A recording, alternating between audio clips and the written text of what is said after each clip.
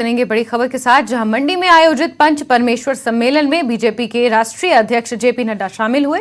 सम्मेलन में आए जेपी नड्डा ने पंच परमेश्वरों से संवाद किया, साथ ही उनसे चुनाव रणनीति को लेकर चर्चा भी की। कार्यक्रम में सीएम जयराम ठाकुर भी जेपी नड्डा के साथ मौजूद रहे। इस सम्मेलन में नड्डा ने कहा कि प्रत्याशी की चिंता छोड़कर कार्यकर्ताओं को इस चुनाव में सभी का रिपोर्ट कार्ड बनाया जाएगा।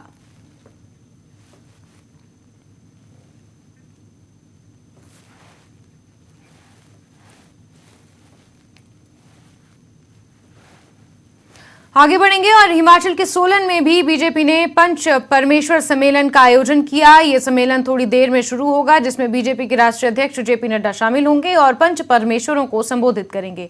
इस सम्मेलन में नड्डा के अलावा बीजेपी के कई बड़े नेता भी शामिल होंगे।